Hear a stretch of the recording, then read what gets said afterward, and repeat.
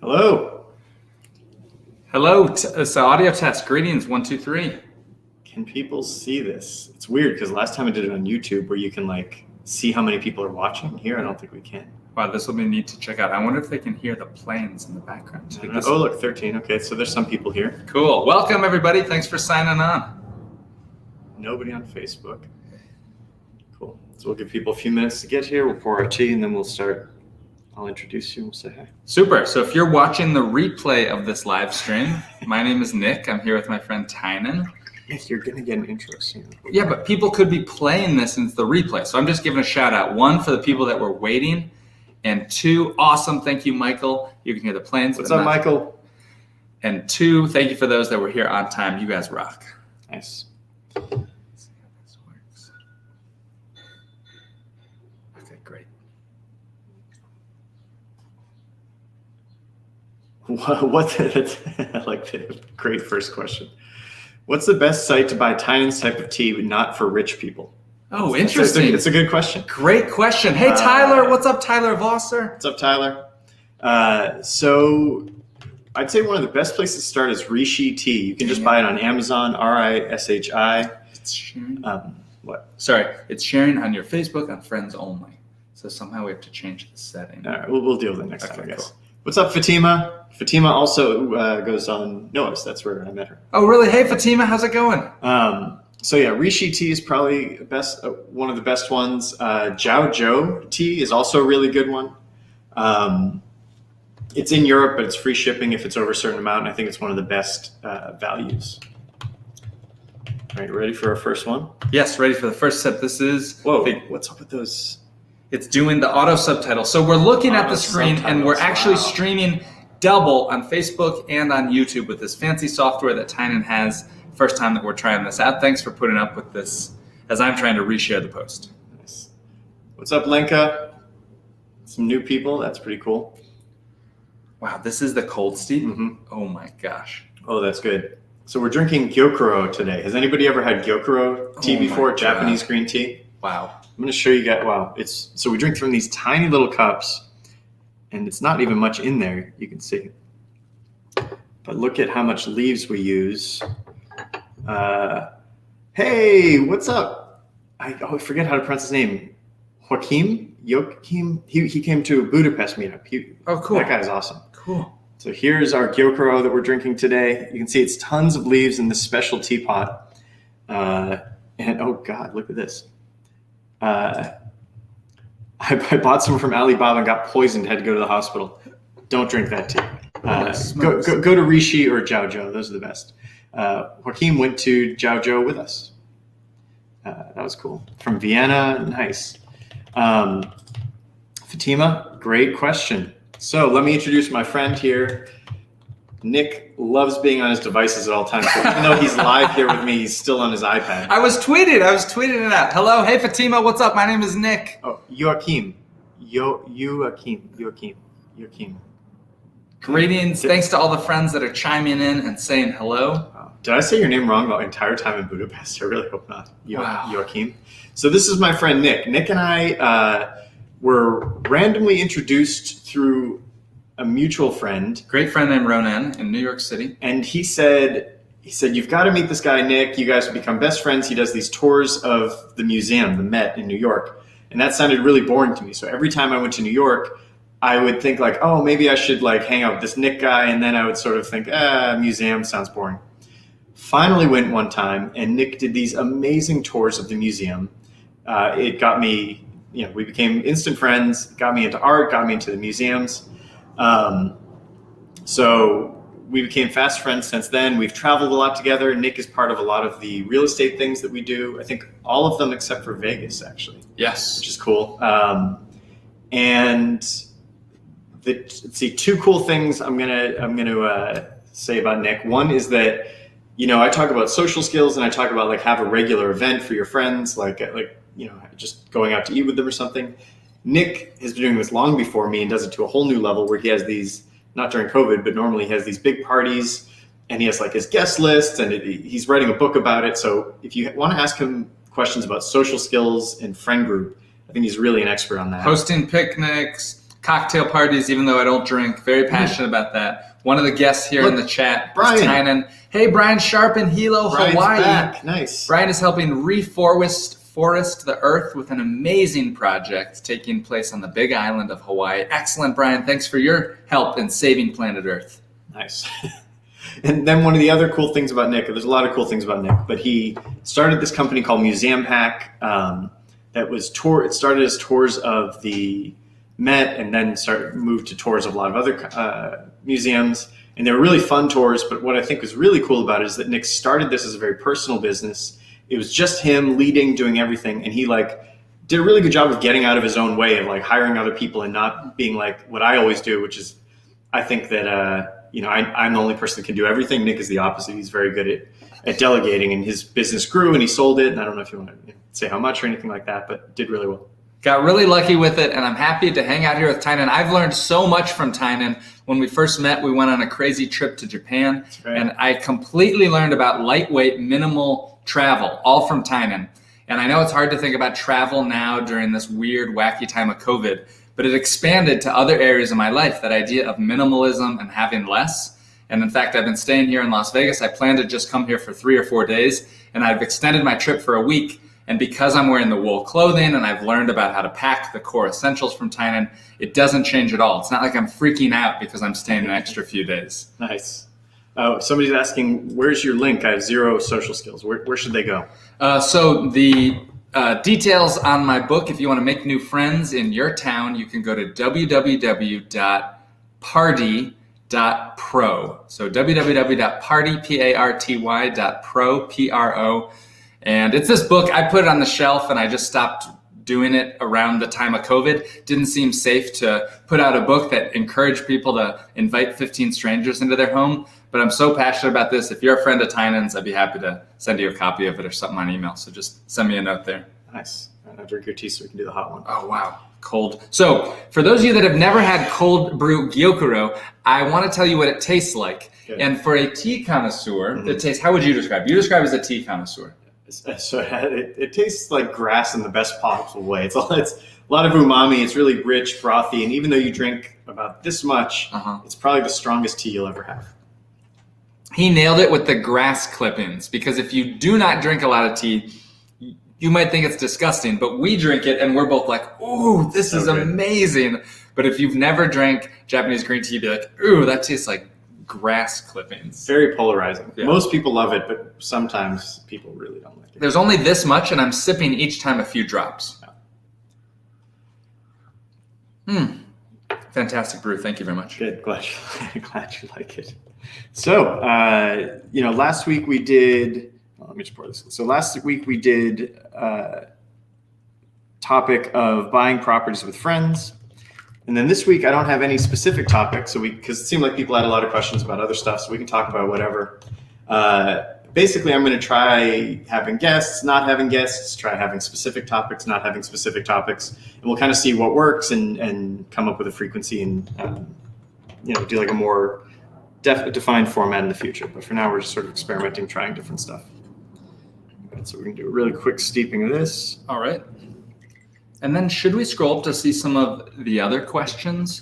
For example, if I can call on Tyler to submit a question, if Tyler's still watching, or even from Brian, just as a test for us. The tea has changed in color, in case you're curious. It is a very dark, nice green now. I'm pouring that on the laptop. Right on the fingerprint sensor. One time I poured an entire pot of tea in this laptop. The whole thing was covered in water. It survived. Really? Isn't that unbelievable? Wow. Yeah. There we go. We're getting the good questions now. How long was your first infusion? So the cold one we do for 7 minutes. Did it for 7 minutes before you guys were on, so we wouldn't just have it sitting here. And then now we do it really quick, just like instant.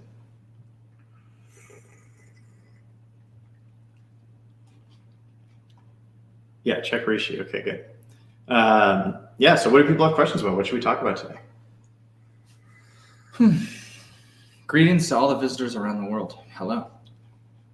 And there's way fewer people than, look at this, only 25 people, 27. Last week was like over 100. We're thankful for each of those 25 people. That is true, though. I wonder if I didn't share it properly or something. each and every one of those 25. We're happy that you guys are here. I'm sipping a pre-brew kukicha, which I know some of the other people like. It's nice. Favorite oolong vendors? Great question there. Favorite oolong vendors are I mean, jiaozhou.com is really my favorite. Or is it jiaozhou.eu? I forget. Jiaozhou tea. If you search for jiaozhou, maybe you can type it in the chat. Nick's going to type it in the chat, so we'll see it. I'll check it out right now. There, I think they have really the owner Gabor has like excellent tea, excellent taste, and he has a really good selection. He does the sourcing himself, and the prices are like very, very reasonable for what you get. So I really like that. Wait, Ben, are you the one who sent Noah tea? I wonder if he's here. Somebody sent Noah tea. Wow. And I just brewed one of them. Noah gave me one of them, and it was so good. I forget. I wish I knew what that was. Can't remember. Tyler, you both have strong friend groups. How do you keep up with them? Do you have a system? I bet Nick has a system. I don't really have a system. I think something I try to do is I try to be proactive. So I try to like reach out to friends, invite friends to do things, create something like that. But it's not like on a spreadsheet or a calendar or anything like that. With a few friends during COVID, I have scheduled monthly calls. I do not have a schedule or a calendar. I don't have a system to keep up with it. That is a great idea, Tyler, that I should do that. That is the kind of thing you would do. It is the kind of thing that I think I would have done back in the old days. And when I was actively really working on intentionally building my network. And I think that this is going to sound silly, but I'll tell you something that I do is I will look at a recent Facebook post or social media that I have shared, and I'll look through the people that have liked it. And that is my way of reminding myself of those friends. And occasionally I'll reach out to those people, say, hey, send them something funny. But if you're at the early days of beginning and building relationships, if you're trying to make more friends, I do think that sending somebody a funny meme or something like that, let's say once every 6 weeks, if you haven't said hello to them, a simple sort of message that doesn't ask anything back from them. That's the important part. I kind of hate, as somebody who has a lot of friends, I hate the random "how are you" messages, and I feel like it sort of asks a lot of me. I don't know about you. Yeah, I don't like it. But it also, the conversation is often just like, how are you? Good, how are you? Right. It's like there's no specific point. Yeah. I struggle with that. But don't send TikToks. I think we can agree. Don't No. send TikToks. I love sending TikToks to friends. I love that. Nobody else does. Nick sends so many TikToks. We got so many more questions. Thank you for everybody asking questions. Yeah, really Thank you, good ones. Tyler, for submitting and kicking it off. Let's go to some more I want to questions. see your answer for this one. What's the best thing from Brian that you've done in Vegas this visit, Nick? Well, the best thing I've done is stayed and visited with my friend Tynan here. Good The answer. second best thing I've done is I visited Meow Wolf, the Omega Mart in Area 15. 51. It's Area 15. Area 51 is You're right. the thing. You're right. Who's from Vegas now? Damn it.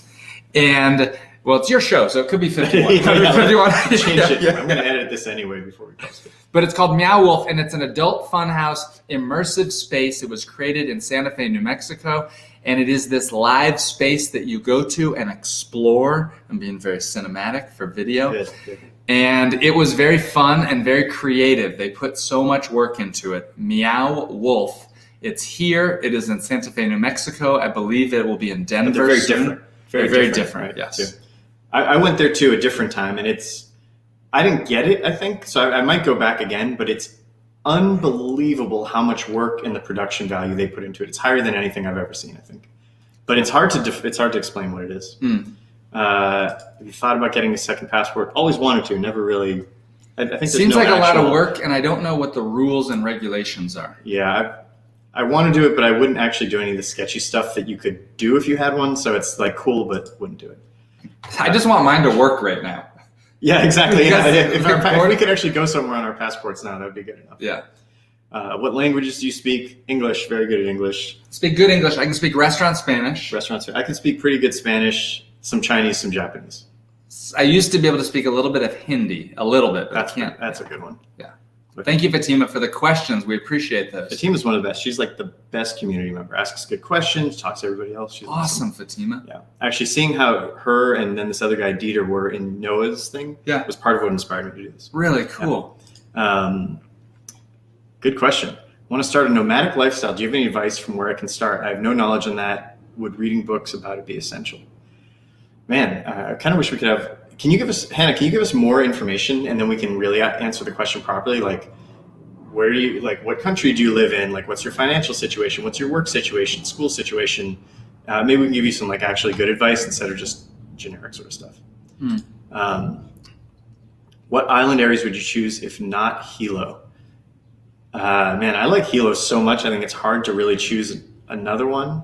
Nick also goes to Hilo in Hawaii a lot. Seems like there's some cool stuff on Kona. Oahu seems cool, but the big city vibe. I don't know if that's I don't know if I'm going to Hawaii if I really want to be in a big city. I don't know. What do you? I think that for other island vibes, I think that Puerto Rico is interesting. Oh, Puerto Rico. I like too. That was where we almost did instead of Hawaii. Yeah, it's very convenient to get to from the east side of the U.S. And as an American citizen, there's a lot of benefits there. The beaches, there are some beautiful beaches in Puerto Rico. I got to tell you, I'd never been to Puerto Rico before, 2.5 years ago. And now I think I've been 4 times. And I've been impressed by it, and it's an interesting spot. Nice. Let's see. I'm going to do a quick Wow, she's Instagram. going to move to South Korea. That's pretty cool. Great. We've got a lot of them here. Thanks for all these questions. Thanks for all the new people signing on and submitting questions. I'm Nick. This is Tynan. You're here at Tea Time with Tynan. This is good advice for you from Brian. Okay. One friend said, anytime I have downtime, instead of looking at TikTok, I scroll through my message and find someone I haven't talked to in a while. Wow, that's interesting. So Brian Sharp said, one friend said, anytime I have downtime, instead of looking at TikTok, I scroll through my messages and find someone. I'm reading it out loud so that I can internalize it. That's a good idea. Let me turn that up to 11, though, and say one idea is find a good TikTok and then scroll through your messages and share that TikTok to a friend. I'm just joking. It doesn't have to be stuff on TikTok. It could be an inspirational quote. It could be a great song. You can even share one of Tynan's blog posts to your friends. Try that right now. Try that right now, in fact. If you haven't talked to a friend in a while, find one of your favorite blog posts from Tynan, share it out and say, hey man, I was watching this live stream by this guy Tynan, and this post made me think of you. Hope you're doing well. Don't ask them, what do you think, or anything like that. Yeah, it might not be good. Yeah. Nick and Noah are both much better at promoting my stuff than I am. Very similar to Derek Sivers. Thank you. Derek's a really good friend of mine. I really like Derek. I think he and I do think very similar. We have these really long conversations, and it's nobody else thinks like this. Let's see. Oh, I like that. I like this guy already. Look at this. Oh, look. Nick, this is super helpful. Somebody likes your advice. Awesome. Thank you, Lenka. Thank you for watching very much. I'm going to post on Instagram, but I don't want to do it so it looks like I'm distracted. So okay, good. Get out of here. Could you have imagined multi-home-based living arrangements back when you were in RV? Can you imagine how it might change? Wow, that's in a few years. That's a good question. Yeah. So actually, I did. Fatima says you can feel Nick's hosting experience. It's true. Yeah, I didn't always think that I would do this multi-home based thing, but we had the island back when I was in the RV, and maybe whatever the second one was too. I can't remember what that one was. Nick's over there taking Instagram photos. So yeah, I definitely saw it coming. So, and I think it was compatible. I think a lot of what was cool about the RV is that it was so cheap that even though I wasn't making a ton of money, I could still have an island and do all these other things, and it kind of fits together well versus just doing some huge, house where you maybe can't afford to do those other things on the side. Can you imagine how it might change again in a few years? I think I'm really bad at predicting this. Although a few years ago, I wrote a post about what I think things will be like next year, and it seems to be about right. So I'll probably write a post about that once that time hits.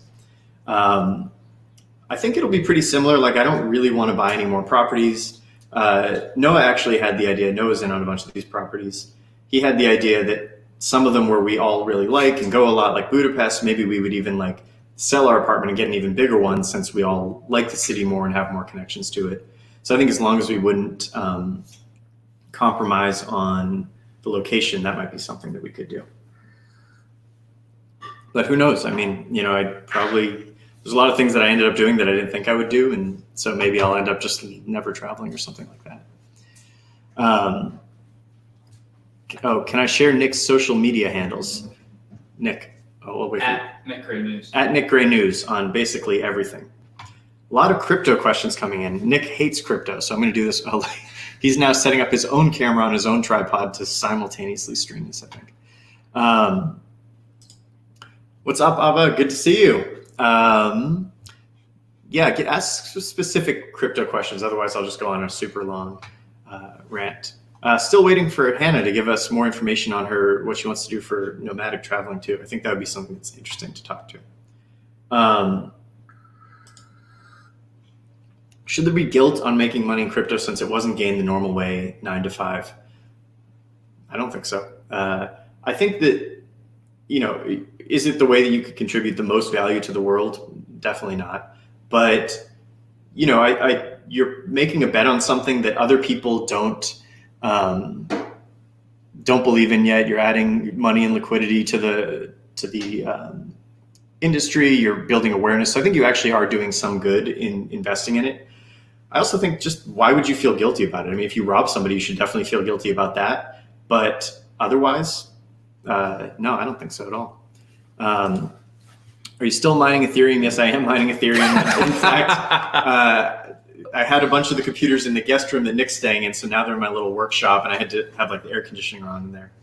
Not only is he mining Ethereum, but it was like a sauna in there, and he said that's a perk. I came in this room, it was blazing hot. There's still 2 mining computers in the closet, and it actually does provide a very good white noise machine. That's right. Yeah, which I thought that was fantastic. Hello to all my friends. Okay, I'm drinking my tea. Hello to my friends on Instagram. I'm streaming live with Tynan on his YouTube channel. This is Tynan from Tynan.com, and he is a world traveler. He's a nomad. He's a investing real estate expert, and I'm hanging out with him here at his house in Las Vegas. Thanks for saying hello and signing on, friends. All right, good. So we have some more questions here. Let's see. Quick one from Ari. Ari is a guy that I met. We played against each other in the World Series of Poker a few years ago. No way. Hey, Ari. What's up, buddy? So Ari, it's a good question. This is what everybody worries about, is that there's going to be big fights, there's going to be conflicts. And I don't know if it's just because I have great friends like this guy here, but we've had 0 conflicts, right? Yeah, like we've had no fights at the apartment, at the multiple real estate. And one thing that everybody asks is, do you guys Airbnb it out? We have these apartments and these properties all around the world, and we don't choose that. Do you want to share? We talked a lot about this last week, but the gist is that it's just not worth it. It changes the dynamic of what you're doing, and the money just doesn't really make it that worth it. Yeah. Okay, cool. So Hannah has answered questions, so we can talk to her about being a nomad. I'm excited about this. Computer science engineer, lives in North Africa. Wow. So while Tynan is reading this, I'm going to catch everybody else up. Hannah submitted a question. How can I become a nomad? She has questions about world travel and about this. And so we're reading what Hannah's saying right now. And Hannah's saying she lives in North Africa. And what else? What's the gist that she's saying, Tynan? So basically, it seems like she can afford it. She can do it. And it's more like getting in the mindset of it, I think, if that's right. So I think what's true with being a nomad, is, as well as buying these properties with people and a lot of other things that we do and talk about, is that I think a lot of people think that they need to have everything figured out before they do it. And in my experience, I mean, I go way to the other side where I just jump into things without knowing anything, which is, there's pros and cons to that. But I think that you can really, you can be somewhere in the middle where if you just take some reasonable precautions, dip your toes in, you'll learn so much on your first trip that a lot of the questions you might have, you'll find the answers to, or you realize don't really matter. So what I would recommend for you is do something like 3 months, right? Like your world is probably not going to fall apart if you go for 3 months. You already have that computer engineering job, so you could just go somewhere in the same time zone. If you're in North Africa, there's a lot of good places in similar time zones, just going up to Europe or going south, other places in Africa. I would just try that. I don't know if you've done stuff like that or not. Question for Hannah, and for folks that are watching on the stream, is one idea. I saw a marketing campaign and they did something about your 9 to 5, which represents your job. And then they talked about what's your 5 to 9. And that is, what do you do with all the extra time from when you get off work to when you have to go in the next morning? And the idea that they wanted to encourage was for people to go out and go camping and go out and go do little adventures, thinking about that block of space between 5 p.m. and 9 a.m. So I wonder if there's an even easier one for her, which is like go out camping locally or something like that instead of making the huge jump. So it seems like she's gone, you probably missed it when you were thinking, she's gone on a few trips before. Cool. So I think it's more like there is that shift of like really living in another place. Right. Yeah. This is a question for you. We have a lot now. He's been asked this one twice. I'm just going to answer quick. Would you ever consider selling ETH or would you hold forever? I would sell it. The way I think about it is how much of ETH's potential has been realized. I think the answer is a very small fraction now. Once I feel like that's 70, 80%, I would definitely consider selling a chunk or all of it. Question for you, Nick. It's a good question. Question from Chris Dame or Dom. What would your tips for having an amazing out of the ordinary museum experience? Chris, I'm so glad that you're asking this museum question. Museums are struggling right now. So the idea that you're thinking of going to a museum, I love that. My number one tip for going to a new museum that you've never been to before is to walk the entire floor plan first. Quickly. Very quickly. Don't stop to look at anything, but walk the whole floor plan. And the reason that we do this is so that you can get an idea of the space and you don't burn out your like emotional reserves at the very beginning when sometimes the best stuff is at the end. So step number one, walk the whole floor plan. Step number two, go to the cafe, get some juice, get a cookie, get a cup of tea, for example. Take a break and come up with your strategy then. Step number three is now go back with the map to the places that you liked walking through the first time and now start to enjoy. Now that you know the space, you have a sense of ownership. So it's a 3-step plan. And I made a YouTube video about this, my best YouTube video I've ever made in my life. And I think you can search for like Nick Gray, how to visit a museum. And that's the best way that I can suggest. Every single museum I ever go to for the first time, I do that same thing. I walk the entire floor plan first, and then I take a break and I come back to the stuff I like. And a big thing I learned from Nick, I think before when I went to museums, I would think I had to see everything, be there for the whole time. And it would be fun at first, and then at the end, it would just be exhausting and I wouldn't have like a good lasting impression. Nick, when we go to museums, it's like an hour usually would be a typical amount of time, even for a big museum. Right. It's that feeling of wanting to come back. Right. That's the most, like, the worst thing is you leave a museum feeling guilt that you didn't see everything. And so I want to leave a museum excited to come back, and all my adventures, I try to encourage that. Nice. What's your opinion on the vaccines? Will you be getting the injections? I already got my first one. Waited for hours in front of the thing in Vegas because now they sort of opened it up and got my first one, and I'll be getting my second one soon. I'm pretty anti-medicine in general. I haven't been to the doctor in decades. I don't really get sick. I don't like all these medicine things. But if you look at the science behind mRNA vaccines, it's super straightforward. It makes a lot of sense. And in general, vaccines are really like, in my mind, the best kind of medicine where it trains your body to fight for itself. We're both excited for certain type of world travel to open up to those that get the vaccine. I think, and Tynan has said this, the first one to say it, that we are on the cusp of a golden age of world travel, that there will be a period of time of a few weeks to a few months. What do you think? How long will it be? Yeah, I think a month or 2 months. I think there'll be 1 or 2 months of a golden opportunity to travel the world where you're going to get to go to amazing cities like Rome, Paris, Madrid, Barcelona, Tokyo, that are usually crowded and flooded with tourists. And for those early adopters that are willing to go out there and take the risks of travel, you're going to have a very special experience where the small business owners will be welcoming you with open arms. They can't wait to have us back. We've seen that in Hawaii, actually. Yeah, big time. That's true. It's been incredible there. Yeah, very excited about that. So that's why I was willing to wait like hours to get the vaccine. But then once you get it, if you wait outside one of these places, you can call around, see if they have extra doses, because most of them do at this point. It's really easy once you get the vaccine, and then your second appointment is automatic. So it's actually pretty easy to do. Most underrated trip overseas, lightning round on this. For me, Dominican Republic. I really didn't like it. I got robbed there. I thought it was like everybody was trying to scam me the whole time. And then I went to Haiti on the other side of that island, and they were so nice, and it was so much more fun. So it kind of put it in contrast. How about you? Most underrated trip. I don't have anything that sticks out. I think just in general, I want to put a plug out there for cruises. My favorite spot to book a cruise is on cruisesheet.com. I should have said that. Nick and I cruise a lot. Nick loves cruises too. I love cruises. Most underrated. I can't think of anything, but yeah, that makes sense. Good one. Man, we have a lot of good questions coming up now too. Great. I'm just going to do a quick little muscle pump. Nick's going to do push-ups for some. Oh no, he's getting the weights. My tea room is also the gym room right now, so Nick can just walk over and get the weights. It seems to be a common feeling these days that people find it harder to concentrate on things like, for example, reading a book, perhaps due to smartphone usage. Oh, it's a good thing Nick isn't here for this because he definitely has this problem. I noticed this in myself lately. Do you feel affected by this too? And if so, how do you deal with it? I'd say, I definitely know what you're talking about. Like, I definitely go through phases where I feel that. I force myself to sit and read. I think meditating helps a lot. I don't meditate now, but I did for a while, and I feel like it actually helped flip a switch where it made it easier for me to focus on things, even though I don't do it regularly anymore.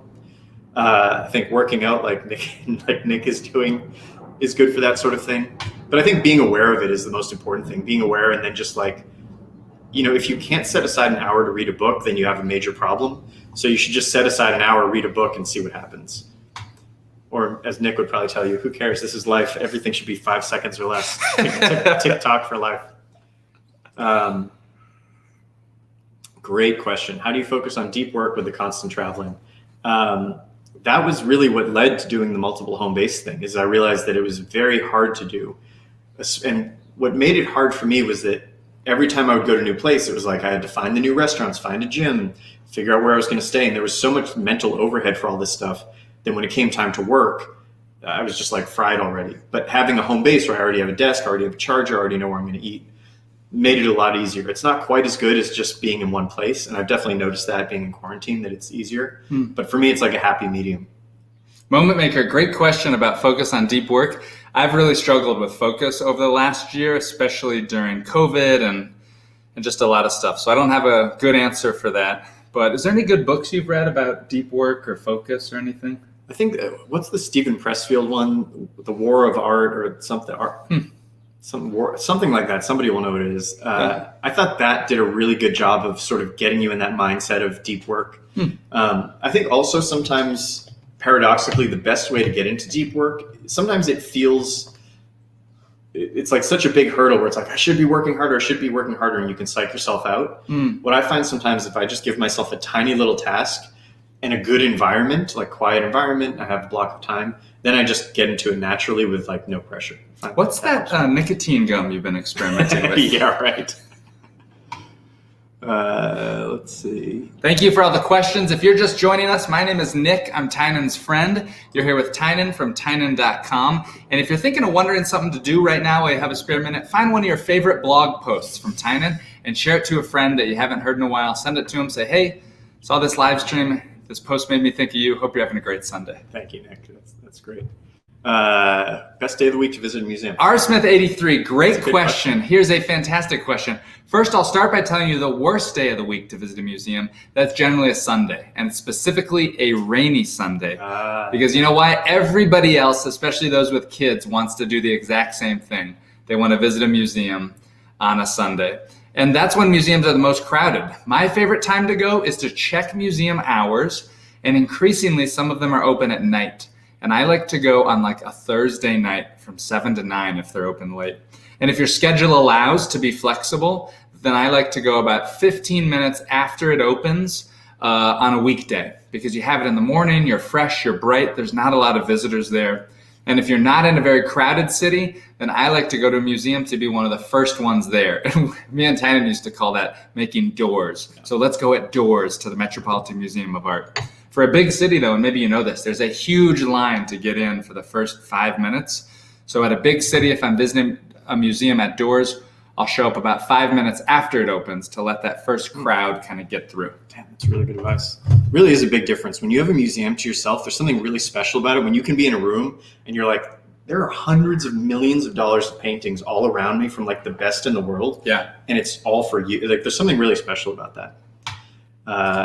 Thoughts on NFTs? Oh boy, Nick loves NFTs. Big collector. Yes. I think the art NFTs are complete garbage. I love art. I like collecting art. I love crypto. I think it's a total scam. However, NFTs not for Tynan. not exactly. However, the technology behind them is very important. I think that once they turn into things like proving ownership of a car or a house or even a ticket to an event, I think that's where there's going to be some real use in them that can't be replicated any other way. Another crypto question from Abba. I love Abba. She's one of my favorite people. Hey, Abba, thanks for sending these questions. Anybody else, submit your questions here. In fact, I went to the Dallas Museum of Art with her one time. Really? Yeah. Cool, Abba. Someone had $10K to invest. Where would you recommend someone allocate it? I think it really depends where you are in life, but I think you're talking about crypto. So I would put it in Ethereum. I think Ethereum is sort of the backbone of NFTs, DeFi, all this other stuff that's happening. I think it's going to be critical to the future of the financial system. So while it's probably not the thing that's going to be the highest return from today on, I think it's the one that we can estimate would be the highest return. So what might be the highest return is going to be some bizarre NFT or some little thing that you'd probably be stupid to invest in, but you'd be smart to invest in Ethereum. And I think it's very likely to, I think it has a lot of, it still has a lot of progress that can be made. There's so many good questions here. Damn, let's see. Oh my gosh, there's so many. Okay. Great questions, everybody. Thank you for submitting these. Tynan and I are drinking a Japanese Gyokuro green tea. And as Tynan chooses the questions, you can also add one here in the chat. This is Tynan's second live stream. Great questions. Damn, this guy has some good questions. Yeah, great questions. Weird name, gout from fried okra. I don't like fried okra either. I love fried okra. I don't know if you got gout from the fried okra, but I love fried okra. So one of the most important qualities I look for is someone who doesn't like fried okra. Oh, damn. Many of my friends are these grumpy, negative, smart SF types. Dude, there's so many people like that in SF. I know who he's talking about. So what I look for are people who are ambitious. So I thought about this because I was so busy in San Francisco that before I would just meet with as many people as I could. And then I became so busy that I felt like I had to really filter it down. And so I thought, well, who are like my favorite friends that I have now? And I should figure out what those qualities are so I can like screen people in the future. Nick does the opposite. He doesn't screen anybody. And I'm single. And so the two that I found were people who are ambitious, but also kind, and not just like superficially kind, but like would do the right thing for somebody else, even if it was against their best interest, really cared about other people around them. So I think those sound like two very basic traits, but I think they're not. I think it's actually hard to find those two. So those are by far the two biggest I look for. What are the two biggest you look for? I guess one thing I look for, yes, no, not good hair. I make fun of Tynan because his hair is so bad, but he truly does not care. So I look for, how do I feel when I'm done hanging out with this person? Do I leave inspired and energized? Do I leave with new ideas?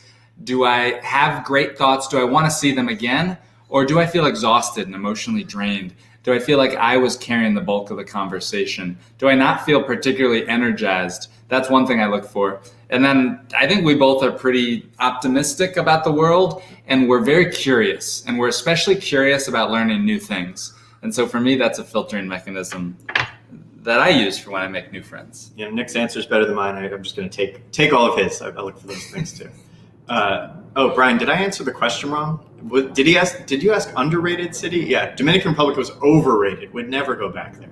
I guess I should say that. But Nick is funny. Look, got a fan. Wow, thanks, Fatima. I appreciate that. Nick is very funny. I think he's one of my funniest friends. I think he's one of the people that I laugh the most with when hanging out. I don't know if that's true. Tynan and I were hanging out on a trip recently, and I was on a plane with him, and I took out this massage gun, and I started massaging myself because I get very tense during trips. Then I looked at Tynan and I said, if we weren't already friends, there is no way we would be friends now. And Tynan was like, yep, that is 100% true. That's a good point. Oh, look at this. George did push-ups too. Nick did push-ups in the middle of it. Excellent, George. Thank you very much. George, if you want to do more, pick a number. Nick will do the same amount as you. A number 1 to 10, ideally 1 to 10. What African or Middle Eastern countries merit a visit? Good question. Let's see. I've been to a lot of Middle Eastern countries. I've been to only Morocco in North Africa. Actually, that's the only place I've been in Africa. I really want to go to Ethiopia, though. Morocco was okay. I thought it was like so beautiful, had such good food, but there were a lot of people like this, very aggressive people trying to scam you constantly, which I found very annoying. I really liked Jordan. Jordan was a really cool place. Incredible food. What's it called? The red thing? Petra? Okay. Petra? Petra Stone or something more. Petra was incredible. Some locals took us around. It was unbelievable. Really, really liked Jordan. I've heard interesting things about Mozambique. Somebody told me that they have some of the most amazing beaches. And then South Africa. Of course, South Africa. It seems to be a highlight. Oh, damn, I'm way behind on these questions. All right, we're going to have to skip through 10. Sorry, we're catching up on questions. Thank you, everybody. We can just do rapid questions. We can just go How do you through. manage physical security? We don't really worry about it. There's a lot of things people worry about when it comes to the properties. I think it seems like a big deal, so people worry about all these things, but it's like, how do you manage physical security when you're away from your home for a month? Just lock it. There's normal physical security, by the way. All of his house and things like that have security cameras. There's window detectors. There's things like that. But it's not like there's guards that are marching around here with like armed guard situations. Right. Oh, look at this. Gabor! Hey, Gabor. Thanks for saying hello. We love Gabor. Gabor is the owner of Jojo in Budapest. Gabor, I think before you were here, maybe you heard us, we were talking about how awesome Jojo is. One of the things, and actually a lot of people in this chat have been to Budapest. They've probably been to Jojo. It's one of the things I miss most in quarantine is not being able to go to Budapest and go hang out at Jojo. And Gabor started and runs a tea business and also a tea shop. Tynan would say that it's his favorite tea shop in the whole world. Not just my favorite, the best. Objectively the best. It's the best. And I want to say how Jojo is spelled because it's a little tricky. So if you want to add this to your bucket list when you go to Budapest, Jojo is spelled Z-H-A-U. No, Z-H-A-O. Z-H-O-U. Z-H-A-O-Z-H-A-U. I'll put it in the chat as well. Yeah. Good question from Taylor. What do you recommend for immersive experience to improve social skills? Similar for the way Pickup did for you. For someone who reads your book and applies it but still feels weak socially. You just have to go get out there and just talk to random strangers, invite people over. It's going to be awkward and it's going to be hard, but that's just the price that you pay to have good social skills, which is probably one of the most beneficial things you can have in your life. So I wish there was an easier answer than that, but there's really not. It's just try to introduce other people, you can meet random people, sign up for classes and stuff and strike up conversations. A lot of it's really awkward. Like everything Nick does is pretty awkward for social skills, but look, you put that finger down. It's true, but Nick strikes up conversations with a lot of people, tries to get them to follow him on Instagram, sign up for his newsletter, but then he invites them to great parties and he introduces them to each other, and he has a huge, really good social circle. Fatima also likes Jordan. Yeah, Jordan's awesome. Yeah, it's so annoying, Emil. We had people in Morocco who would grab our arms and follow us, and we'd be like, no, and they would follow us for hours, and then everybody would double the price of everything. We'd have this big argument to get it back to the normal price. It was so annoying. It was too bad because it's such a beautiful place, and I feel like those people kind of ruined it. I wouldn't go back necessarily. Ooh, this sounds cool. Wow. Have you heard of the iron ore train in Mauritania? I'm going to look that up. It's supposedly the longest train in the world. How can it be longer than the Trans-Siberian, though? I don't know. It could be the longest train, so it could be a very long physical train filled with iron ore. Cool. I would travel with iron ore. I should look that up. Cool. Thanks, Noah. Great question. Great suggestion, That is Noah. a great suggestion. People here are really cool. There are a lot of good suggestions. Got some last time, too. Whoa, look at this. Noah's drinking some Jojo tea right now. Oh, and so is Brian. Wow, sponsored by Jojo. Look at this. Wow, cool. How do you approach taxes, optimizations to minimize them, defer to a later time, deal with them for crypto? I don't really optimize this as much as I should. Here's what I do. I do my own taxes every year, and every year I try to find one or two things to research really deeply, and then I write notes for myself so I remember it next year. However, with crypto and some other stuff, I feel like it's starting to get complicated enough. I should just hire someone else, to be honest. But I wouldn't take my advice. I don't think I do an amazing job or anything like that. You have any advice on taxes? It's a gift to be able to pay taxes. What a blessing. True. Yeah, I think sometimes people go way too overboard trying to avoid taxes, like changing their citizenship and all this. It's don't pay more than you have to do, but I don't know. at some point, like, what's the point of making a lot of money if you have to like go way out of your way to not pay taxes? Doesn't Click on George's question right there that you're mousing over right there. Yeah. What Tynan would do. I'm going to answer this. There's no way Tynan would do affiliate marketing. Tynan won't even do regular marketing. Anything that Tynan recommends, I swear to you all, he is not getting paid for. He won't even do things for friends that want him to plug stuff. Tynan is only sharing to you the stuff that he genuinely, truly loves. And it's not the idea that, oh, let me link this affiliate because I'll get money. It's just he doesn't want to ruin the relationship that he has with his readers. That's true. Yeah, I do have affiliate links for some things, but absolutely, it's like I recommend what I want, and if there's an affiliate link that's easy, I add it. But otherwise, I wouldn't. There's all these people that send emails asking him for links and things like this that go straight to the trash. Yeah, I mark them as spam because I hope that it puts them in other people's spam boxes too. Hannah, she's the one who wanted to do the nomadic thing. Cool. Budapest is a perfect place to go. It's such a livable city, such a nice place. So it's such like a wide variety of experiences. There's no hassle, no scams, and it's not overrun by tourists, which is the problem with a lot of places now. Is like if you go to like Paris or Rome, which are beautiful, awesome cities, they're full of tourists, and so it's like, are you really getting the authentic experience? Like, yeah, not really. Brian also loves Jiao. See, look, everybody loves Jiao. I hope. Oh, good. He's replying to them. That's great. Let's see. Oh, good question. Can friendships be made while traveling as a nomad later in life? After you leave that specific place, can you build real friendships with moving a lot of countries? Yeah. So this is like, I have so many friends in different countries. Like most of my friends, no, maybe half of my friends are not in the US, and almost none of my friends are in Vegas. So if you go that route, it takes a lot longer to build your friendships because, friendships are made up of reps. Like, Nick and I were like decent friends the first time we met, but only after we traveled together did we really get to know each other super well and become like best friends. So it takes longer, but then what's cool is you have friends all over the world and they tend to be people who will also travel. So now, we were just in Hawaii and it was like Nick, who lives in Texas, me from Vegas, and then my friend Brian from, my friend Todd who lives in Japan now. So we all kind of converge on these places. So I actually think in some ways, I wouldn't say in every way, but in some ways it's actually better to make friends like that. I think it's really cool to have a global network of friends. You do have the most global network of friends. I may have a lot of friends, but it's in like New York and in Texas. You have the most global network, especially of your best friends. They are truly a diverse global group of people as I think about all the cities that they live in and things like that. How do you stay in touch with your friends? Do you hope they read your blog? So I try to be as proactive as I can. Something I thought about in the early days of being a nomad was I thought, I'm the one who made the decision to travel all the time, which makes it difficult to have friendships. So I'm going to try to overcompensate. And the primary way to do this is I try to get friends to come on trips with me.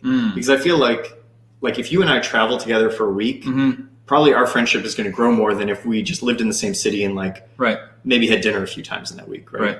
So that's the primary way I try to build those friendships. And I do think a lot of my friendships are the kinds where maybe we don't even talk for 6 months, but then if we're in the same city, we spend a lot of time together and it's more focused, deep time.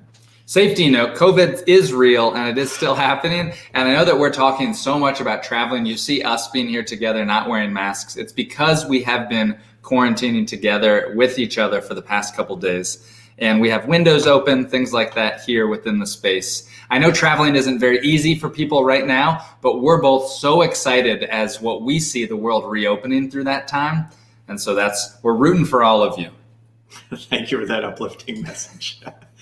Otis, he's been a reader forever too. I recognize this guy. It's so fun seeing the people that I've been recognizing for years. Yeah. Nick hates crypto.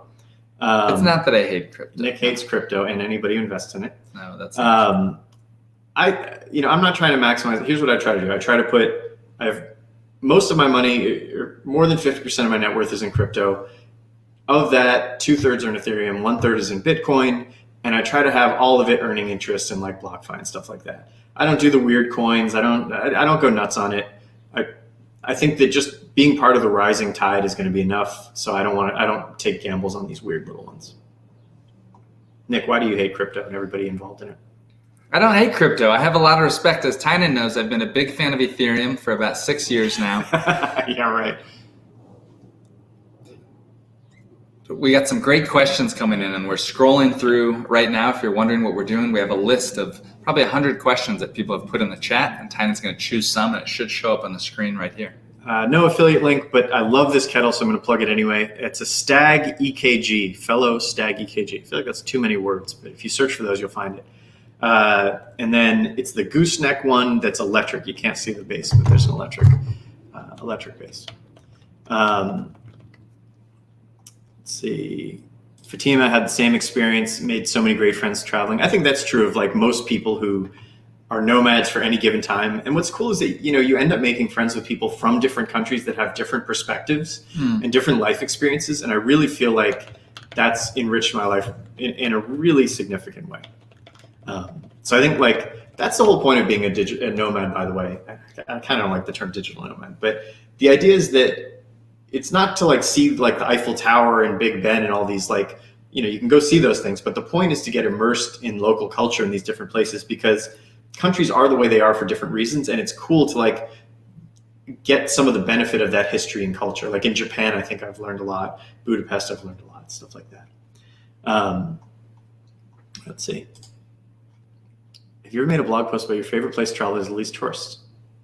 I haven't. That's a good idea. Wow, great idea, George. I might write that next time. Although I'm trying not to write too much travel stuff because it's like I have a couple cruise posts that I've written and I'm like what's the point when people can't actually do that? Thank you. If you're just tuning in, by the way, this is Tynan. You're here at Tea Time with Tynan. I'm Tynan's friend Nick. You can find me on social media at Nick Gray News.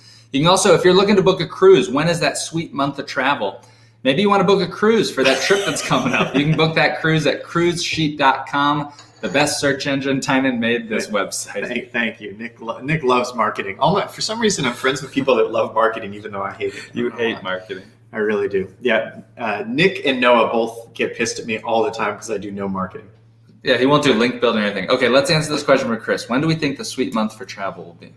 So I think everybody's going to be able to get the vaccine. What?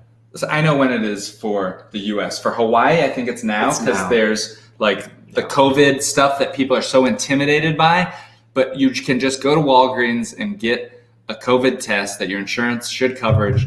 And if you haven't had a scratchy throat when you get the test, that's great. And you can go to Hawaii now, and the COVID tests are so intimidating that nobody's going to Hawaii. And New York City opens up on the 1st of April. Right now, there are no tourists in New York City. If you're a domestic USA resident, you can start to go to New York City with no self-quarantine on the 1st of April. I think that first 1 or 2 week is going to be incredible. And I think that for international, it's going to be, everybody's going to be able to get the vaccine in May, but then there's, like a 1 month waiting period, maybe not with Johnson & Johnson, but I'm also not totally convinced that other countries will accept that. So I think you want to get the vaccine as soon as you can. You should wait in line and just, call and get some extra doses, which is also just good for the world anyway, because we don't want doses to get wasted. And then as soon as countries open up, I would go. So I'm thinking about going to Georgia, the country, which is a really cool place. I only went for a few days, but they're open now if you have the vaccine. So once I get my second shot in a waiting period, I think actually Nick and I may go there. Look at this. Todd's here too. What's up, Todd? Todd's another one of my best friends. He's the one who started traveling nomadically with me. And he was the one actually who made me, Nick packs lightly because of me, but I pack lightly because of Todd. We traveled to be nomads for the first time. I wanted to get a mega backpack, and Todd insisted on the small one. And the funny thing with Todd is, for someone who travels so light, he has the best fashion. He hands down has the best fashion. He gets the most compliments from people on his clothes, and he's just generally a very clean guy. He's a clean guy. Look at this. So many people drinking Jiaozhou tea today. How cool is that? That's fantastic. Ashwish Yixing. That's a good one. What's your email? So I'm Tynan at Tynan.com. I'm not the best at replying, but I'll give it a try, especially if it's a short email. Especially if you tweet at him. You can tweet at him too. Oh my God. Okay. Are there any foods your travels have exposed you to that become things you love? I'll tell you a good one. So my friend Brian, who's also here in the chat, we traveled to Japan many times together, and he always wanted to get ramen. And I always thought that ramen was just like the cup of noodles that are not very good. And so I feel bad now because I would say, what do you want to eat? He's like, let's get ramen. I'm like, let's get sushi. Finally, I went to get ramen with him, and it was so good that now it's like one of my favorite foods to get. So cool. Good question, Jeremy. One thing that I got hooked on A food by my friend Michael Alexis in New York City is Chinese hot pot. Yes. I am obsessed with hot pot. You should look up in your town if they have hot pot. You just search for HOTPOT, that's hot pot. And the best ones are the all-you-can-eat ones, and you cook your food. It makes an amazing date. By the way, if you have questions about dating, please ask Tynan. I could use the advice as well. He could, that's true. And if you want to start a hot pot restaurant in Austin, yes, Nick will help fund it. I will help. He's an investor, and he will invest in your business if it sounds good. Yes. Good tea question. How do you get specific water temperature for tea when traveling? Do you not worry about it? Once you do it enough, you can sort of eyeball it. What I've tried to do is get, on fish tanks, they have those color changing temperature things. You know what I'm talking about? Mm-hmm. I've tried to get those custom manufactured for the range of tea temperatures, and I want to stick it on the inside of my thermos, but I haven't found any companies that will do it. Huh. I found one, but they didn't reply back, and it was like, you had to buy 1,000 of them, so it's going to be like hundreds of dollars. When it's fully boiling, then it's 212. If it's rumbling but not boiling, then it's like 95 or so. And then Celsius. And if it's like starting to bubble a little bit, that's kind of like 85. So you just kind of know, and you can also hold your hand over it and kind of get a feel for it. Let's see. Oh boy, so many questions. Good. Thanks for everybody submitting questions. You guys are great. As Tynan picks a question, as a reminder, choose your favorite blog post from Tynan from his website and share it here in the comments. So a friend had $100K to invest. How much would you tell them to put in crypto? How much? It really depends what their financial situation is, what they're in. Like, I don't think there's a one size fits all prescription for investing. If they were like totally fine, didn't need that money, it depends on the age. I can't really give advice. Whether it's crypto or not, there is a theory called dollar cost averaging that potentially that friend. It's been debunked. It's true. It's basically at all times been better to just put all your money in it. That is when the market is moving rapidly, I think, right? We're gonna have to research it. Okay. From what I understand, you should basically just put it in. Make your own decision, but look up dollar cost averaging. Hey Ben Savage, thanks for your question. I think maybe I recognize that guy too. Actually, I would never invest in real estate for investments. Very controversial. It's historically it underperforms basically everything else. Plus, you have costs associated with it. It just so happens that during our parents' generation, it happened to be the best investment. So there's this like common knowledge that you should invest in real estate. I really don't believe that that's true. It's the same thing that like in 100 years or 50 years, maybe our kids or grandkids will say, oh, we should invest in Ethereum because that's what our grandparents did. Probably won't be true at that point. I think when you look at real estate, you really want to look at the utility value of it. I think that's where you can really get, like all of our properties, we don't care if they go up or down. We just get utility out of them. So that's how I would look at it. Looks like part of Europe will open up from April. God, I hope that's true. I'm waiting. Lenka, thank you for that question. Wow, that would be fantastic if it will open up from April. Share a link in the comments if you get a minute on the ones that'll be first to open up. How come you never went nomadic in your RV? You know what happened with it, honestly, was that I did do some trips, but I put so much time and effort into like the house part of it that I was so paranoid the engine was going to die, and then all that work was just going to be like destroyed and stuck on the side of the road in Waco or something. So I started being scared of traveling in it. Yeah. I saw that, George. Thank you. I haven't fully checked it out. This is something that Nick will tell you about. I hate using things other people made, not you, but like Webflow. I always want to make all my own platforms. So we'll see. George, thank you for making that. I'm going to look into it though.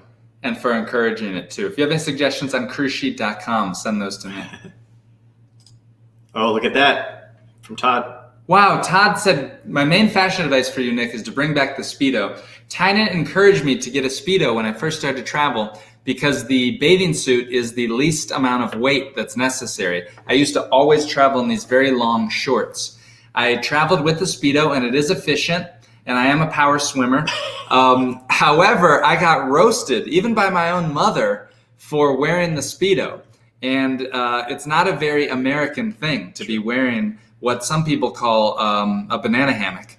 And so because of that, I have now found a mix of Speedo briefs, essentially. Yes. I'll tell you, with the Speedos, you wear them in Europe. Nobody thinks twice about it. Totally normal. Right. You wear it in America, you get some weird looks. You wear it in like Central or South America, and people want to murder you. Really? Oh, yeah. Wow. They do not like it at all. Wow. Yeah. In general. Okay. Get ready to plug. Here you go. Nick, There do you you also go. have a blog or a newsletter? I do have a blog, and I do have something called my Friends Newsletter. Here's a piece of advice for all of you. Now, today everybody is starting a newsletter. Well, I've had something called my Friends Newsletter that I've been running for more than 10 years, maybe 15 years. I send it to my friends whether they want it or not. And I have friends that are pissed about it. They're like, I sent one email to Nick, and now I get this stupid newsletter. I literally have had people complain about it. No, you don't. I swear. No, you don't. Yeah. And I don't try to plug or promo anything. I'm just including cool stuff that I find. Funny YouTube videos, links to my friends' blogs, photos of me traveling. And I make it very clear that they can unsubscribe. And if they do unsubscribe, they will still be my friend. Hi, Aditi. I see your question. Welcome, Aditi. And then they get the secondary, the unsubscribed friends newsletter. Yeah, dude, I actually want to do that. I actually want to do a once a year newsletter. Oh, I totally forgot that I've been meaning to do that. Wow, we got a lot of questions. Yeah, There's one from Aditi. Okay, good. Wayne, I like this guy too. In fact, Wayne, I don't think he'll mind me saying this. He designed the website for Booch Bar, the place we go in Hilo. No Isn't way! That crazy? What a small so he world. spent a lot of time in Hilo as well. Kombucha. Question from Wayne. Best investment for inflationary times. I actually think Bitcoin is going to be one. It's very volatile, but that, and then there's treasury inflation protected Tips. bonds, tips. If you look up tips, precious metals are historically good. I think there's some debate over whether they're going to be going future. So if you're looking at just the tips, I think another idea would be to do QQQ, which is a NASDAQ 100. It's actually true, yeah. It's like a high-tech ETF. So I look at the stock symbol, QQQ. Yeah, in general, especially right now with all this stimulus money, a lot of it is being captured by companies that can make good use of liquidity because so much liquidity is getting added to the market. And so that's why everybody thinks it's crazy that the stock market's going up with a bad economy, but that's why. Yeah. I'm glad somebody's holding you to the fire on this. Why don't you answer this one, Nick? Aditi, which please plug in the chat. You have a candle company from South India. How do you know that? What? I know her because she's my friend. Oh, you know her. Okay. Yeah, she has an awesome candle company where she makes these candles herself. They're inspired. They are delightful. People love them. 75% of all the people that buy her candles share them on social media, which is incredible. I thought you were about to say 75% off for anybody watching this. Yeah, 75% off. Aditi will share coupon code Tynan. No, I'm just kidding. But they're very, very good candles. What's the exact definition of a power swimmer? Look, I can swim for a solid 10 or 15 minutes before I get tired. I'm going to give Nick some credit here. The pool right now is 60 degrees outside. Nick has been in it every day. And right before it started getting cold in Vegas, I replaced the bulb on the pool light to be like a multicolored one. And then I went on a trip, and when I got back, it was too cold for me to reinstall it. So it's been floating on the surface for like 6 months. Nick did me a big favor, and he went in the pool yesterday and screwed it. It was way colder than I thought. I got in and I had a headache. I was like, wow, this is chilly. Thanks for these questions, Aditi. Thanks for others. Please add your questions down here. All right, so here's one from Ari. Close friend who has a wife and 3 kids and sole breadwinner is starting a new business, which he's very passionate about. He wants to sell the equity he has in his house so he gets extra equity in the business. He gave me the same spiel you did about real estate. However, it feels reckless and too gambly. Tough. I mean, I think it really depends on the business. I think right now is an amazing time to take money out of your house because, I would personally take unlimited. If somebody wanted to loan me $1 billion at the 2 or 3% that you can get on a home equity loan, I would take it. Would I invest all of that in a new business?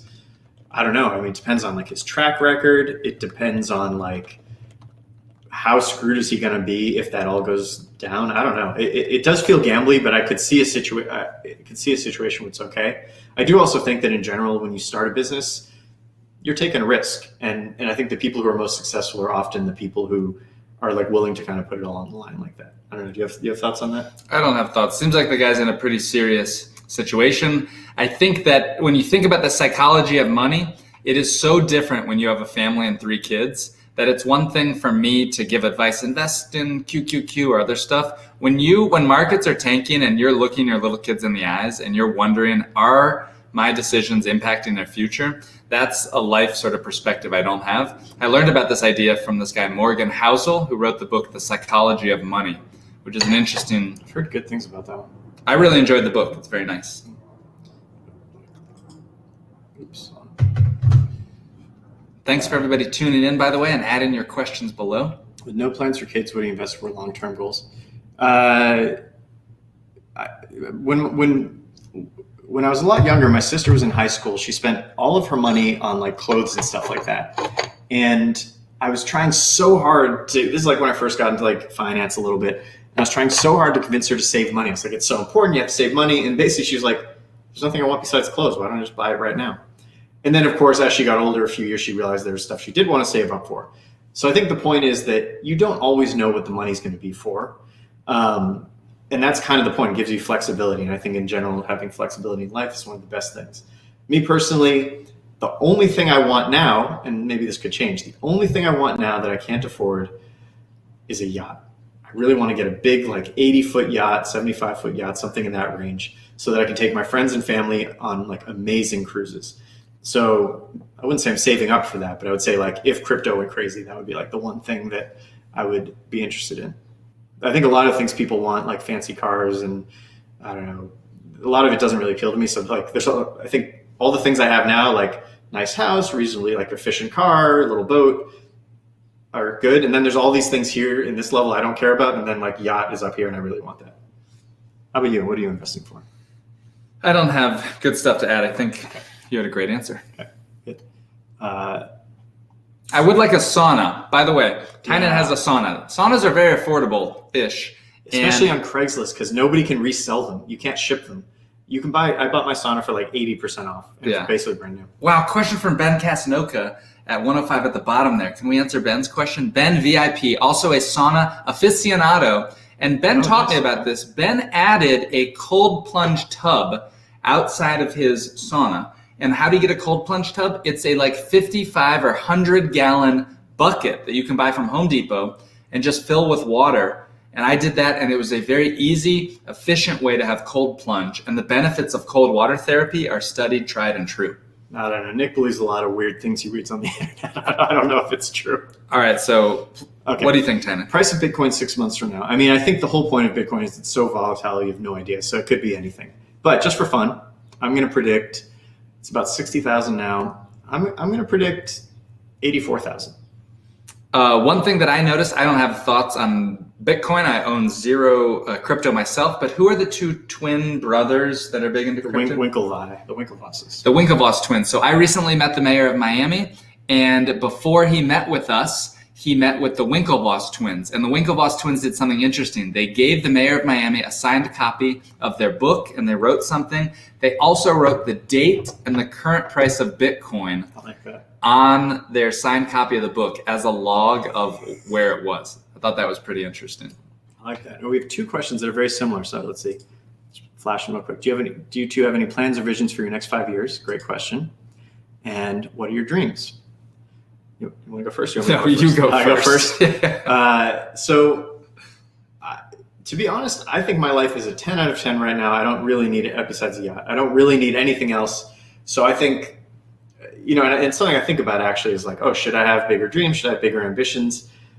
Or is it okay to just be happy with what I have? And I kind of end up on the side of it's okay to be happy with what I have. So I think I just want more of what I have. I want more time with great friends. I want more time with my family. I want those relationships to be deeper. I would like to travel to the places I like to travel to, try some new places.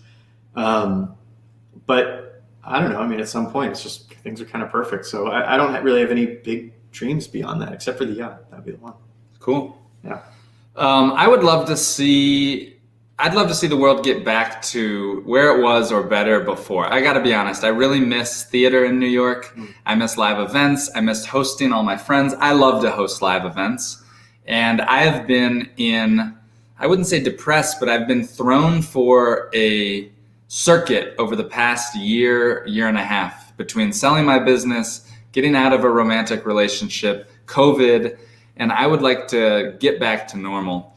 I think that during the very early days, I think before maybe we both had a lot of success, goals were much more important to me. And now that perhaps we've reached a lot of our goals, I at least am in an intermediary period where I am basically listless and and still figuring things out. So I hope in in 2 years, if we revisit this, that I have goals and a purpose and a passion. Great piece of art, by the way. Great question, but you can't really see this. Somebody asked about the art? There's some beautiful, no, I'm just saying, Okay. there's this piece of art here. There's some beautiful art around Tynan's home. It's a John Cedarquist. Look him up. Big deal. I think one last thing about the dreams and all that is I think that a lot of times people, they do one thing that like works for them to get to a certain phase in their life. And then it's the right thing to do to shift gears, right? Like if you work super hard to build up a nest egg so you can support yourself, your family, travel around, live a comfortable life. Sometimes the best thing to do then is to stop doing that and spend more time with your family or friends. So I think it's cool to shift gears and all that.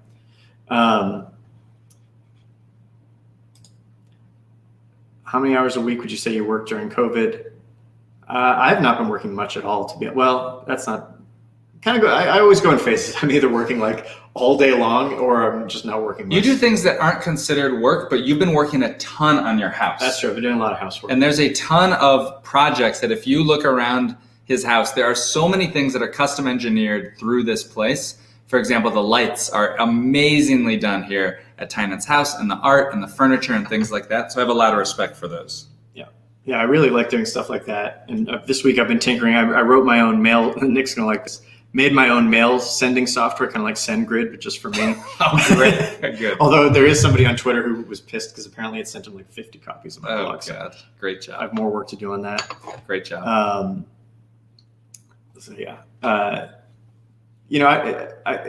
one period of time, I worked for the sake of working. And I think there was some benefit to that because I was so bad at working that I needed to like exercise those muscles. At this point, I've sort of gone the other way where like, if there's something high priority to do, I'm in, I do it. It's top priority. If there's not, I don't worry about it. Favorite neighborhoods in Vegas. God, there's so many good neighborhoods in Vegas.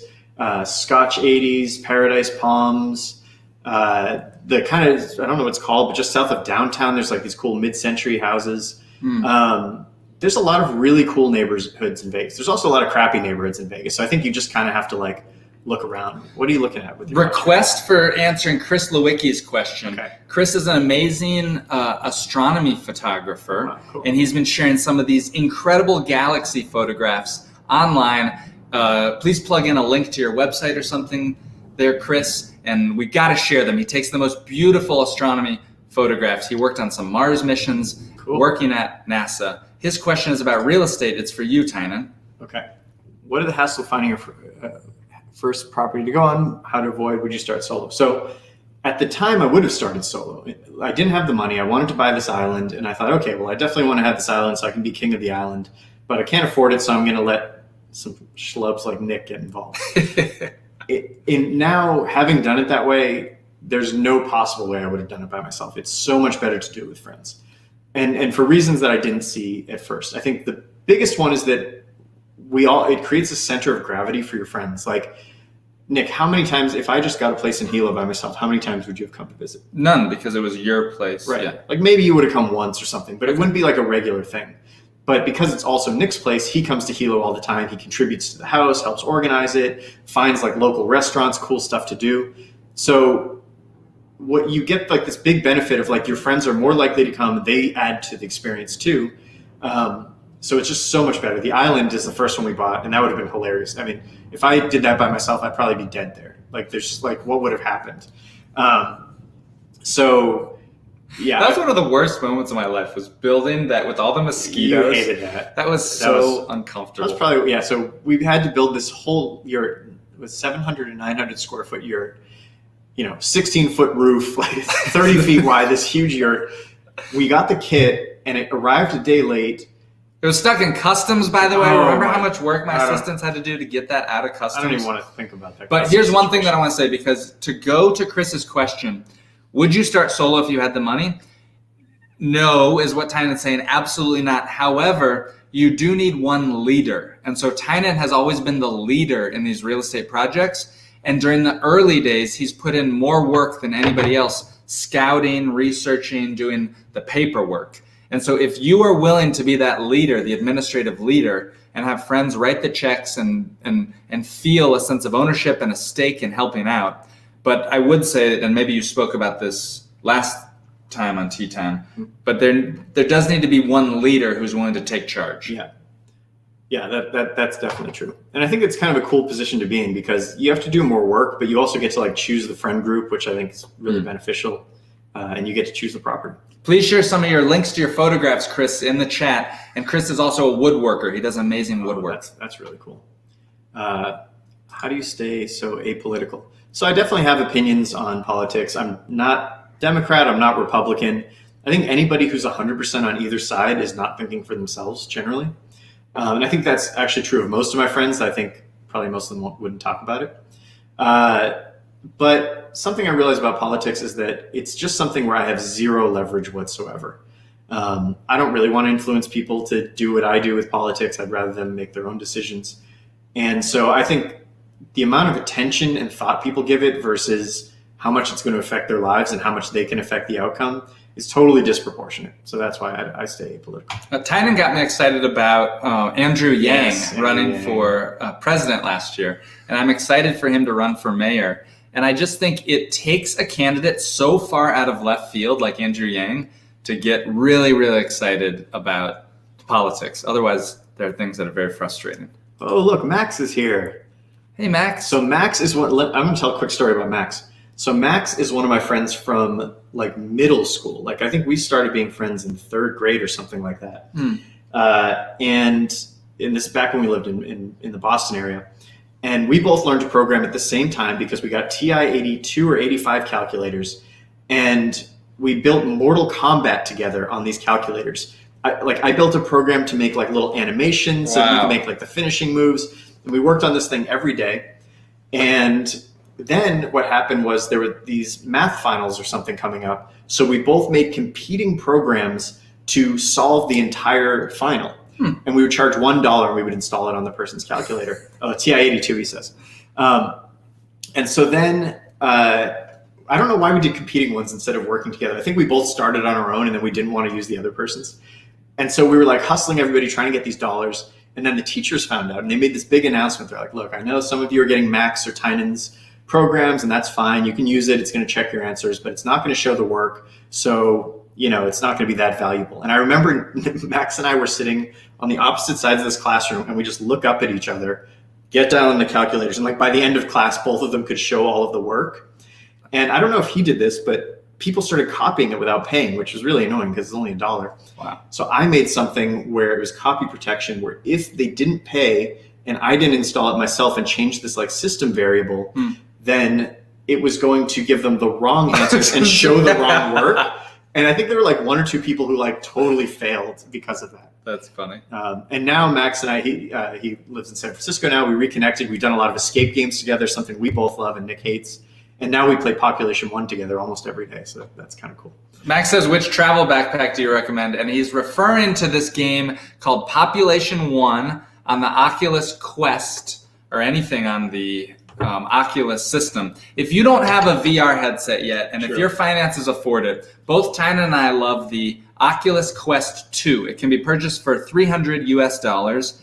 And we both have been very impressed, I think. And we've both become closer friends even by hanging out in VR space when we can't hang out in real-time space. Yeah, especially during COVID. It's an oddly good way to stay connected with people. And it's like, it just feels like you're doing an escape game or playing mini golf with your friends. Like you're chatting, but you're doing an activity too. Yeah. So that's really fun. So travel backpack, not sure if he's serious or if he's just making a joke, but the Minal Daily, that's the one, right? Yes. It is. Minal is spelled Minaal. We both have this backpack. Yeah. I'll type it in the chat. Really good backpack. Almost all my friends have it. This is a good question. How do you decide what home projects to take on, learn to do yourself? At this point, I have a generally good idea of what I can do. So if it's something I know I can do, I just do it. If it's something I'm interested in learning, I'll do it. If it's something like redoing all the floors, I just hire somebody else. But I think it's kind of fun to try stuff out yourself. Oh, here's a good one for you, Nick. Nick, favorite cosmetic routine or product? Thank you, Taylor, for saying that. I actually suffer from really bad skin. I get a lot of breakouts. But I'll tell you, for the guys out there, something that I love for shaving is, a beaver or a badger brush for shaving. It's that badger hair brush. You can find it online for $9 on Amazon. And I don't know why, but I think that exfoliation of the skin greatly for me reduces razor bumps and other cuts when I'm shaving. So I need to shave now. I don't have my Badger, but Badger or whatever it is, that horsehair thing, whatever the thing is. It's Badger fur. Okay, Badger fur, and it's some sort of a Badger fur brush. It's like $9 on Amazon. I've got one you can use. I have a really good. Really? I have one that will blow your mind, actually. That's amazing. You do look so well shaven, so I imagine that you use that a lot. It's the highest quality travel one you can get. It folds into itself. It's gonna what? It's gonna Holy cow! Yeah. I think somebody said new gadgets lately. Thank you for all these questions, by the way, everybody. We've gone way over time, but if you're okay to keep hanging out, then we'll hang for a few minutes. Yeah, I think we'll do another 10, 15 maybe. Okay, so if you have any questions you want answered, now's the time. Any new gadget purchases? Do I have any new gadget purchases? Not really. I feel like I buy stuff all the time. Yeah, the power adapter. I've been experimenting with Amazon Echo devices for easily streaming music throughout the whole home. And I got to tell you, it feels so luxurious to have music streaming in my bathroom, in the kitchen, in the office, all synced together. Before, you used to have to do this with Sonos devices, which were about $300 a piece. Now you can easily do them with Google Home devices, Amazon Alexa devices that are about $30 to $40 each. So you can just buy these, put around. It's so nice to have music around the house. Having a little speaker in your bathroom it's remarkably luxurious. It's one of those things that's like $20 to get the little thing, and it makes you feel like you're in like a nice restaurant or something. I don't know. It's really nice. I like to do a lot of things like that at the house. Like, what are some like little things you can do to make your environment a little bit nicer? I don't know what the travel brush is offhand. I think it might be. Maybe I'll look for it. I think I have your email, so I can send it to you if I remember. Piece of technology you're most excited about for the next 10 years. Here's one. Actually, here's a good one. We just got our solar panels turned on in our house, and I got an electric car, and it feels really magical to produce your own power. Yesterday, we produced over 70 kilowatt hours, which is like more than we use in a day. And there's something like really magical where I wasn't that excited about electric cars, and then I just bought one because we only have other gas cars. And there's something really cool about like producing your own energy. It drives you around for free. I'm more excited about that technology than I thought it would be. The rate of adoption of solar and the cost as how cheap it's just, solar numbers are incredible. And there's a guy named Ram Namez, do you know this guy? No. Who's a science fiction author, and he also used to work at Microsoft. He just says solar is just eating the world. It's absolutely incredible. It's like Moore's law. The numbers just keep getting better and better beyond anybody's greatest hopes and expectations. It's sort of addictive when once you get it, it's so exciting that like I want more solar now, even though I don't need it. It's just like there's something magical about it. Let's see, 3D printing projects. So my wife has an exercise pole, a dance exercise pole, as they call them, and the gym room here, the ceiling is low, and so it wouldn't mount, it wouldn't fit. And so I designed and 3D printed a new ceiling mount for it, and it works perfectly. Wow. Otherwise, we weren't going to be able to use it in this whole house. Wow. Because all the other ceilings are at an angle, so we're going to make a crazy thing.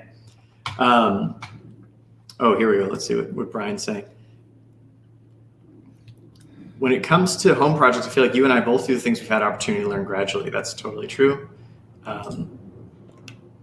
Where neither of us would probably have done it ourselves our first project or house scale installation. That's also true. Oh, question coming. Got it. Okay. Chris said he's hung out with, or multiple times has hung out with Ramez Nam, the solar futurist sci-fi author. That is so freaking cool. This guy is really a thought leader. I'm going to put in the chat a link to him online. Really smart guy. Cool. Nice one. Okay, here's the question now. What other good fast payoff home projects have gotten you into what are now deeper skills? So yeah, great question. Yeah, home automation is definitely one of them. That's a good example where like at first you're like, it would just be cool if this light turned off at 8 p.m. And next thing you know, it's like, okay, well, if my wife's in bed and my car pulls up, then this path of lights should turn on and the sauna should turn off because we're not going to use it that night. So that's a good example. I think electricity and running wires is a big one where I had to run like just one wire to, I think probably it's against code, but you can't have plugs in closets, but I love having plugs in closets. So I can have like computers and stuff in there. And once you like run wires once, you're like, wait a minute, I could have Ethernet, or I could have power or whatever, audio anywhere you want. So like I was up in our ceiling, like running AV stuff to have a projector, all that kind of stuff. So I have one. Okay. Good. So fast payoff home project, I find that the voice activated Amazon Alexa or Google Home, the number one thing that I use mine for 95% of the time is simply for playing music. But if you think about the friction that's required now, I don't know what your life is like, let us know in the comments, to play music within your house. What it used to be for me was open up my phone, turn the Bluetooth speaker on, connect my phone to the Bluetooth speaker, choose the music that I want to play. It was a high friction process. And now with these home automation wireless audio devices, I can just say, Alexa, play rip-roaring country music. And she will play fantastic country music throughout the whole home. That is a small joy that I find if you don't already have this in your life, it is a very easy thing. And I never thought today I'd be talking to my house as much as I do with lights and things like that. I resisted it for the longest time because I didn't want microphones everywhere in my house. Then there was a crazy deal on these Google Home things, and actually it was because I wanted music in the bathroom. After a month, I was like, oh, let me just try the voice automation. It's pretty useful, unfortunately. Yeah, I like that too. Yeah. Favorite place in Mexico? To me, everywhere in Mexico that I've been is like a 7 out of 10. So it's like I've been to a lot of places in Central and South America. I've never, other than Dominican Republic, never had a bad time. But I've never had like an incredible, like this, I have to go back to this place. I have had incredible times. The places I like are Cabo. I've had some really fun times there with my friend Todd, who's also here. San Miguel, I think, is a really beautiful place with some really great food. Tulum, I would probably not go back to these days because I think it's totally overrun with tourists. But I had really nice time, like in the cenotes, stuff like that. All right, 10 more minutes, guys. Last few questions. What websites do you use to book? Mainly, I use Miles these days. I don't, Google Flights. I really like to find the best deal, but I think both of us probably just use Miles more than anything. One site, rsmith83. Thank you for these travel questions. If you have a travel question, put it down there in the comments. One site that I love that I heard about through my friend Jillian is called flightconnections.com. I am obsessed personally with flying direct one-way routes. And increasingly, because of Tynan and learning about Miles and how to hack the credit cards in that system, I only book one-way flights. And I'm looking at Flight Connections because it shows me, well, now I'm in Las Vegas. Where can I get to from here with a one-way flight? And it shows me all the airlines that I can fly on. So, of course, I still use Google Flights to see all the rates and how much a plane ticket might cost. But I like Flight Connections because for planning purposes, it gives me a map and idea of how I can get to where I want to go. That's flightconnections.com. Nice. Boy, they should pay you something for that one for sure. I know. The way I justify it, so I looked and people had taken the thing apart and apparently it does actually mute when it's supposed to be muted. And then basically what I realized is like, I already have my phone. I don't know. I don't feel good about it though. Here's a question you're going to like. Lenka. What are we doing after this? Okay, we're going to Sequest, which is a completely ethical animal treatment center Let's hope. here in Las Vegas. It's called Sequest, and it is definitely an entertainment thing designed for kids. Ty and I will be the only unaccompanied. Oh, I can't wait to eat those Mexican tortilla things. Yeah, let's go get those after this. All right, we'll do that. Oh my God, it's going to be so much fun. We're going to go to Sequest. If you're in Las Vegas, come for the meet and greet afterwards at Sequest Las Vegas. And meet me, Nick Gray, who I will be there, but Tynan will not be there for a meet and greet. And we're going to go there and we're going to see a lot of like underwater type animals. Yeah.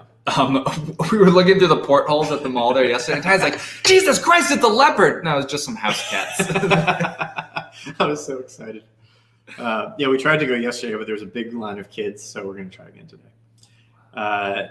For health insurance, I just get the cheapest HSA because there's major tax benefits to doing the HSA thing, and I'm never going to use healthcare. But if I get hit by a motorcycle or something, or if I get hit by a truck, then I would need it, I guess. For health insurance, I'm still employed by the business that bought my company, Museum Hack, and so I am on the Museum Hack parent company insurance. They've been very good to me for that. The new buyers are incredible. Wow, I didn't know that. Yeah. Nice.